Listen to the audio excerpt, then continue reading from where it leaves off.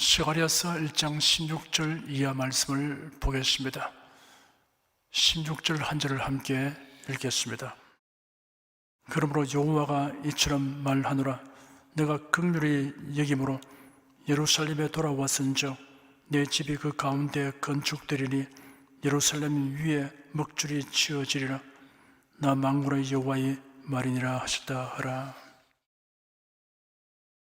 그러므로 라는 접속 부사는 14절 15절에서 언급된 하나님께서 이스라엘을 지극히 사랑하시고 열국에 대해 심히 진노하시기 때문에 라는 뜻입니다.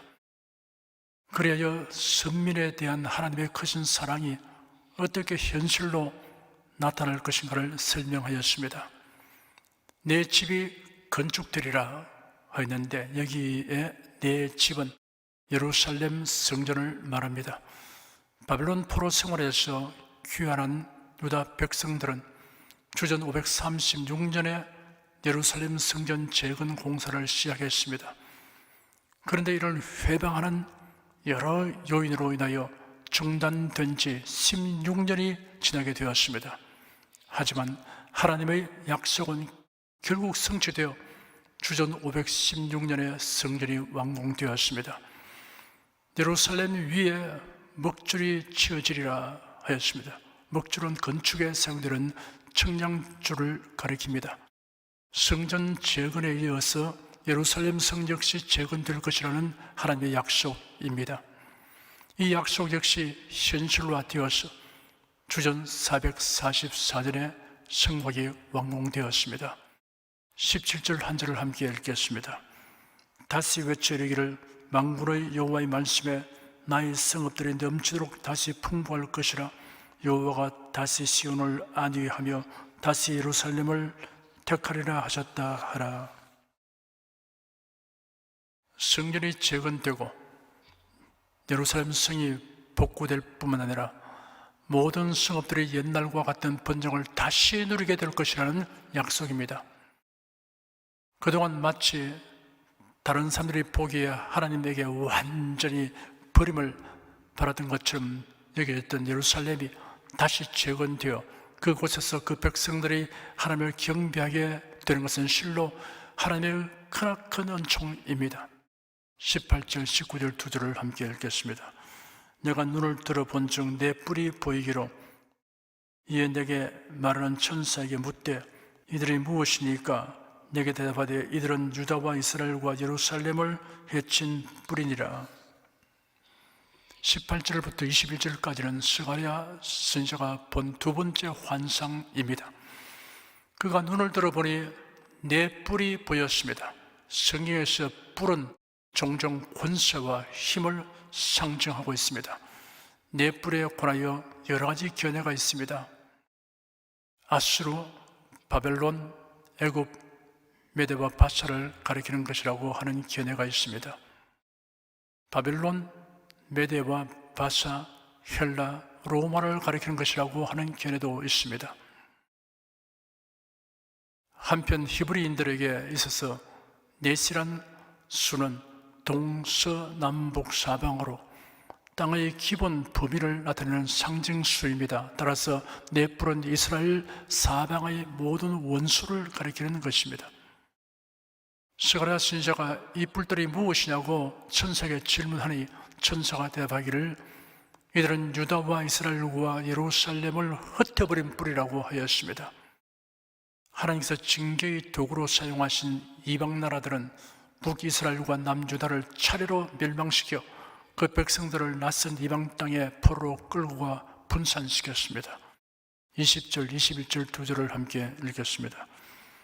내 여호와께서 공장 4명을 내게 보이시기로 내가 가로되 그들이 무엇하러 왔나이까 하며 대답하여 가라사대 그 뿔들이 유다를 해쳐서 사람으로 능히 머리를 들지 못하게 하며 이 공장들이 와서 그것들을 두렵게 하고 이전에 뿔들을 들어 유다 땅을 해친 열국의 불을 떨어뜨려 하느니라 하시더라.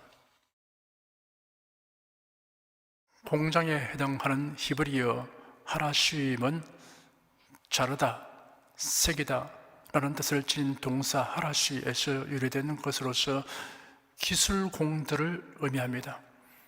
영어 성경 중에는 이 말을 목수들 혹은 대장장이들로 번역하고 있습니다. 이 기술공들이 4명입니다. 이런 18절의 넷불과 대칭을 이룹니다. 공장 4명은 하나님의 택한 백성을 대적하는 사방의 모든 원수들을 멸하시기 위해 하나님께서 준비하신 심판의 도구들입니다. 그 뿔들이 유다를 해쳐서 사람으로 능히 머리를 들지 못하게 했다는 것은 넷불의 세력이 매우 강력하였으며 이로 인한 이스라엘 백성들의 고통이 극심했음을 말해줍니다. 그러나 하나님께서 이스라엘 백성들을 짓밟고 멸망시킨 넷불보다 훨씬 강한 세력을 지닌 4명의 공장들로 하여금 그들을 파멸시키실 것임을 예언하였습니다. 이 일은 궁극적으로 만왕의 왕이신 그리스도께서 장차 재림하시어 원수 마귀를 완전 정복하여 불못에 던짐으로 성취될 것입니다. 성도들은 세상보다 마귀보다 강하신 그리스도께서 성도를 위해 정한 때에 정한 방법으로 저들을 멸하고 상을 주실 것을 믿고 담대하며 소망 가운데 살아야 합니다. 2장 1절, 2절, 2절을 함께 읽겠습니다. 내가 또 눈을 들어본 적 한 사람이 청량줄을 그 손에 잡았기로 네가 어디로 가느냐 물은즉 내게 대답하되 예루살렘을 청량하여 그 장광을 보고자 하노라 할 때, 스가랴 선지자는 8가지 환상을 보았는데 제1장에서 2개의 환상을 살펴보았습니다. 첫 번째 환상은 화석류 나무 사이에 쓰이는 홍마를 탄 자에 관한 환상인데 이는 압제당한 이스라엘의 회복을 의미합니다. 두 번째 환상은 내 뿔과 내 공장에 관한 환상인데 이런 이스라엘을 압제한 대적들이 받을 심판과 파멸을 의미합니다. 여기 2장은 세 번째 환상에 관한 것입니다. 두 번째 환상이 그 당대의 적들을 멸망시킴으로써 그 당시의 문제를 해결해 줄 것을 말하고 있다면 이 환상은 보다 먼 미래를 내다보고 있다고 할 수 있습니다. 여기에 등장하는 인물들이 넷입니다. 스가랴 선지자와 청량줄을 잡은 사람과 해석하는 천사 그리고 신분이 알려지지 아니한 천사입니다. 스가랴 선지자는 청량줄을 그 손에 잡은 한 사람을 보았다고 했습니다. 사람에 해당하는 히브리어로는 아담과 이시가 있습니다. 아담은 흙으로 빚어진 인간을 의미하고 이시는 인간의 종기성을 표현할 때 주로 사용합니다. 본문에는 이시인데 이는 스가랴가 환상 중에 본 사람은 그리스도이십니다. 스가랴 선지자가 그 사람에게 어디로 가느냐고 물으니 예루살렘을 청량하여 그 장광을 보고자 하노라 하였습니다. 신약 성경 요한계시록 21장에도 사도 요한이 본 환상 가운데 그리스도께서 새 예루살렘을 청량하시는 광경이 기록되어 있습니다.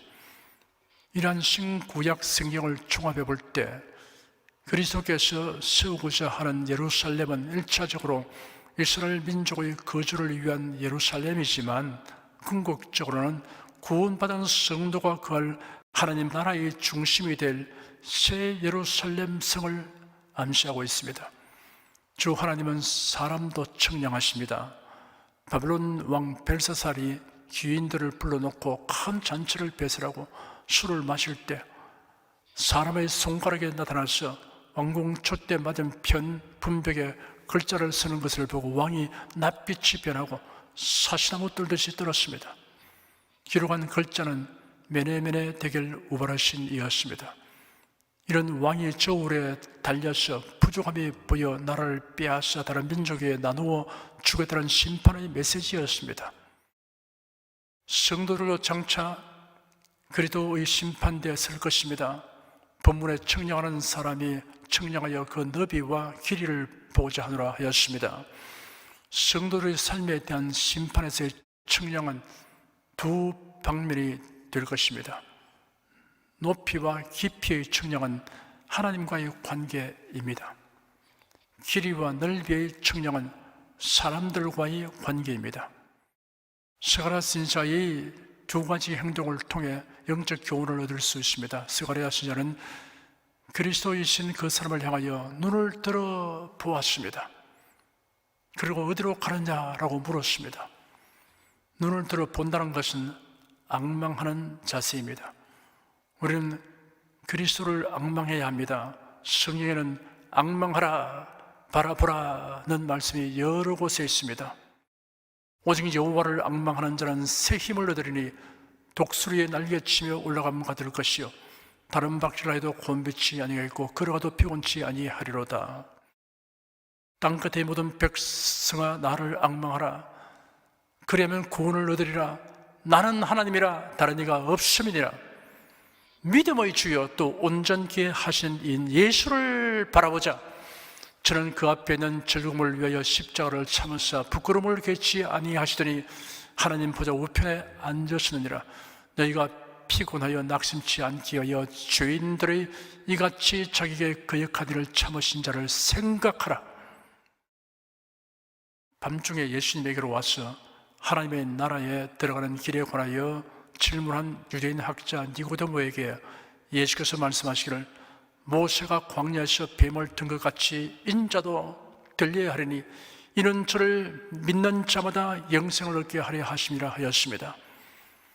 모세가 노뱀을 든 사건 기록에서 민수기 21장 8절과 9절을 보면 이러합니다.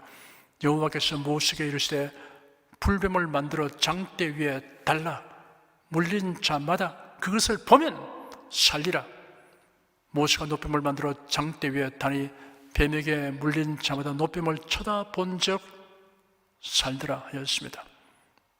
맹독성의 뱀에 물려 죽어가던 사람들이 대속의 십자가에 못 박히신 예수 그리스도의 모형인 나무에 달린 노뱀을 믿음으로 바라보는 순간 해독되어 살아났습니다. 스가랴 선지자는 측량줄을 손에 잡은 사람에게 질문하였습니다. 스가랴 선지자는 환상을 보는 것으로 만족하지 않고 자신이 본 환상의 의미를 보다 자세히 알려는 적극적인 자세를 취하였습니다. 기독교인들을 체포하여 예루살렘으로 끌어가려고 다메섹으로 가던 사울이 다메섹에 가까이 이르렀을 때 정오의 태양보다 더 밝은 빛이 둘러 비침으로 땅에 엎드려졌습니다. 그때 하늘에서 사울아 사울아 네가 왜 나를 핍박하느냐라는 소리가 났습니다. 주님은 누구십니까? 주님, 내가 무엇을 할까요? 성도 여러분이 성경을 읽을 때나 설교를 들을 때 그 뜻을 충분히 알기 위하여 성령께서 가르쳐 주시기를 구하십시오. 성령께서 지도하여 주십니다. 3절 한 절을 함께 읽겠습니다. 내게 말하는 천사가 나가며 다른 천사가 나와서 그를 맞으며 스가랴에게서 하나님의 계시를 전달해 주며 설명해 주던 그 천사가 나갔습니다. 이처럼 갑자기 스가랴 앞에서 나간 것은 측량줄을 손에 잡은 그리스도가 예루살렘의 장광을 측량하는 광경을 살펴보고 다시금은 스가랴에게 돌아와서 말해주기 위해서였을 것입니다. 다른 천사가 나타나 스가랴 앞에서 나간 천사를 맞이하였습니다.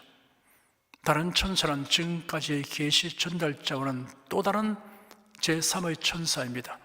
제3의 천사가 이처럼 황급히 동료 천사를 맞이한 이유는 환상의 의미를 그에게 풀이해 주면서 그것을 속히 스가랴에게 전해 주도록 하라는 여호와의 명령을 전달하기 위해서였습니다. 이처럼 여호와의 부리는 천사들이 신속하게 서로 협력하여 일하고 있습니다. 우리들도 주의 일을 위하여 협력해야 합니다. 4절 한 절을 함께 읽겠습니다. 이르되 너는 달려가서 그 소년에게 구하여 이르기를 예루살렘의 사람이 그하리니 그 가운데 사람과 육축이 많으므로 그것이 성곽 없는 촌락과 같으리라. 다른 천사가 스가랴에게 말하는 천사에게 너는 달려가서 그 소년에게 구하라 하였습니다. 소년이라는 것은 스가랴가 혈기 왕성한 젊은이임을 말해 줍니다. 천사가 구한 내용은 예루살렘이 사람과 육축이 많음으로 성곽 없는 촌락과 같으리라 하였습니다. 예루살렘의 번영과 평안을 형용하는 표현입니다. 5절 한 절을 함께 읽겠습니다. 여호와의 말씀에 내가 그 사면에서 불성곽이 되며 그 가운데서 영광이 되리라. 하나님 자신이 예루살렘을 보호하는 성곽이 된다고 하셨습니다. 그것을 공격하려고 시도하는 모든 사람을 소멸할 불의 성곽이 되신다는 뜻입니다. 불성곽은 부서질 수 없고 파괴할 수 없고 그 기초가 파헤쳐질 수 없고 공격할 수 없고 접근할 수도 없습니다. 하나님께서는 과거에 이스라엘 백성들이 출애굽하여 가나안 땅을 향해 나갈 때 그들을 추격하던 바로의 군대를 불기둥으로 저지하셨습니다. 아람 군대가 엘리사 선지자를 사로잡기 위해 도단성을 포위했을 때 불말과 불병거로 엘리사를 둘러싸 보호하셨습니다. 나폴레옹의 군대가 러시아를 침공하러 적국을 통과할 때 있었던 일입니다. 아이들과 함께 살고 있는 한 기독교인 과부가 나폴레옹 군대가 통과한다는 말을 듣고 행여나 횡포를 부리지나 않을까 염려하여 기도했습니다. 오 하나님이시여, 우리 집 주위에 성벽을 쌓으셔서 우리들을 지켜주시옵소서. 아무도 우리 가족을 해치지 못하게 지켜주시옵소서. 그 부인은 간절히 하나님께 간구하였습니다. 잠자리에서 아이들 중 막내가 형에게 물었습니다. 형, 아까 엄마가 가정예배 때 우리 주위에 성벽을 쌓아달라고 기도했는데 그 성벽이 뭐야? 글쎄, 그건 나도 잘 모르겠는데. 아이들은 서로 그 성벽을 궁금해 하다가 잠이 들었습니다.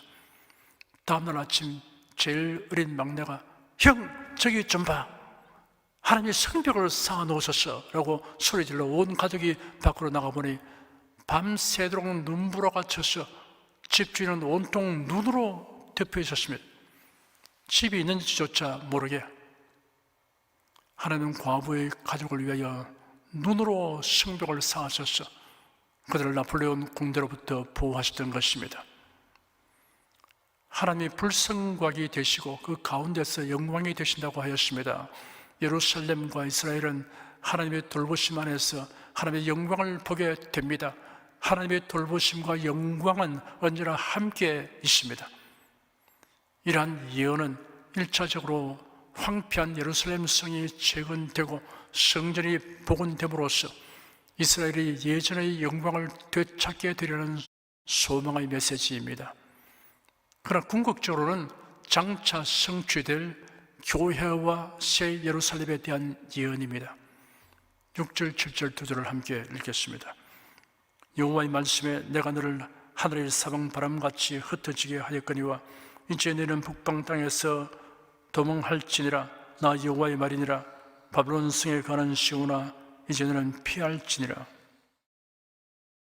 주전 586년의 예루살렘 멸망과 바벨론의 포로됨으로 흩어졌습니다. 주전 537년 총독 스룹바벨과 제사장 여호수아의 인도 아래 1차 기환이 이루어졌으나 여전히 바벨론에 머물러 있는 자들이 많았습니다. 그들이 포로 생활을 하는 땅은 그들 대부분에게 있어서는 자기들이 태어난 땅이었습니다. 그들은 거기서 불을 내렸고 비교적 안정된 생활을 하는 이들도 있었습니다. 그들은 이미 황폐해질 대로 황폐해진 고국에 돌아가서 고생을 하기보다 차라리 바벨론 땅에서 자신들이 이룩한 기반을 누리며 편안하게 살기를 원했을 것입니다. 이런 자들은 눈앞에 닥친 고생을 피하기 위해 약속의 땅 가나안에서 누릴 복을 거부하고 죄악의 땅 애굽으로 돌아가기를 원한 출애굽 당시 영적으로 무지했던 자들과 다름없었습니다. 우리 성도들은 결코 이 세상이 우리에게 참되고 영원한 만족을 가져다 주지 않는다는 사실을 명심하여 하나님의 백성들과 함께 고난받기를 죄악의 낙을 누리는 것보다 더 좋아하는 자들이 되어야 합니다. 8절 한 절을 함께 읽겠습니다. 만군의 여호와께서 이같이 말씀하시되 너희를 노력한 열국으로 영광을 위하여 나를 보내시나니 무릇 너희를 범하는 자는 그의 눈동자를 범하는 것이라. 하나님의 선민 이스라엘을 범하는 행위는 하나님의 눈동자를 해치는 행위로 간주되었습니다. 하나님께서 이스라엘 조상인 아브라함에게 약속하시기를 너를 축복하는 자기는 내가 복을 내리고 너를 저주하는 자기는 내가 저주하리니 하였습니다. 이 말씀은 신약 교회와 그리스도인에 대한 것이기도 합니다. 만군의 여호와께서 영광을 위하여 나를 보내시나니 라고 하셨습니다. 하나님은 자신의 영광을 위하여 메시아를 보내어 구원할 자를 구원하시고 심판할 자를 심판하십니다. 9절 한 절을 함께 읽겠습니다. 내가 손을 그들 위에 움직인 즉 그들이 자기를 섬기던 자에게 노략거리가 되리라 하시나니 너희가 만군의 여호와께서 나를 보내신 줄 알리라. 우주 만물을 주관하시는 권능의 주 하나님께서 손을 흔드신다면 아무리 드늘한 나라도 이내 혼란과 파멸 속으로 빠져 들 수밖에 없습니다. 이러한 예언은 육적 이스라엘의 회복으로 부분적으로 성취되기는 하였으나 궁극적으로는 그리스도 안에서 실현될 것입니다. 그리스도의 복음이 전파되고 이를 믿는 영적 이스라엘인 성도들이 재림하신 그리스도와 더불어 왕노릇하게 될 때 완전 성취될 것입니다. 10절, 11절 두 절을 함께 읽겠습니다. 여호와의 말씀에 시온에 따라 노래하고 기뻐하라. 이는 내가 임하여 네 가운데 거할 것임이라. 그 날에 많은 나라가 여호와께 속하여 네 백성이 될 것이요 나는 네 가운데 거하리라. 네가 만군의 여호와께서 나를 네게 보내신 줄 알리라. 시온에 따른 육적 이스라엘 백성만이 아니라 궁극적으로 하나님께서 구원하시고자 택정하신 모든 영적 이스라엘 백성을 가리킵니다. 그 날에 많은 나라가 여호와께 속하여 내 백성이 될 것이 하였습니다. 이는 복음 전파로 말미암았습니다. 나는 네 가운데 거하리라. 네가 만군의 여호와께서 나를 네게 보내신 줄 알리라 하셨습니다. 하나님의 백성이며 성도된 자는 다음과 같은 두 가지 사실을 압니다. 예수님을 영접한 자는 자기 안에 하나님이 거하심을 압니다. 예수님은 하나님이 보내신 자라는 사실을 압니다. 시온에 따라 노래하고 기뻐하라 하셨습니다. 성도들은 노래하고 기뻐해야 합니다. 성도들은 하나님께 속한 백성입니다. 하나님께서 성도들 가운데 계십니다. 12절 13절 두 절을 함께 읽겠습니다. 여호와께서 장차 유다를 취하여 거룩한 땅에서 자기 소유를 삼으시고 다시 예루살렘을 택하시리니 무릇 혈기는 자들이 여호와 앞에서 잠잠할 것은 여호와께서 그 성소에서 일어나심이니라 하라 하더라. 하나님의 선민과 예루살렘이 버림받은 것 같았으나 하나님은 그들을 다시 회복시키시고 영영이 하나님의 소유된 백성으로 삼으십니다. 무릇 혈기 있는 자들이란 연약하고 유한한 인생을 의미합니다. 여호와께서 그 성소에서 일어나심이라 하시면 하나님께서 자신의 뜻을 이루시려고 역사하신다는 뜻입니다. 하나님의 주권과 뜻과 섭리와 역사하심에 대해 누구도 이를 부정하거나 막을 수 없습니다. 이런 인생들이 여호와 앞에서 잠잠해야 하는 이유입니다. 잠잠함이란 침묵하라는 의미 이상입니다. 전적으로 믿고 순종하라는 뜻입니다. 기도하겠습니다. 이 세상에서 하나님의 택함을 바란 백성에게 하나님이 징계하신 이유는 완전히 버리시려고 함이 아니요 그릇된 행실을 회개하게 하여 회복시키려고 하시는 사실을 예언서를 통하여 살펴보면서 긍휼이 많으신 하나님을 생각하며 감사드립니다. 주 예수 그리스도 이름으로 기도드립니다. 아멘.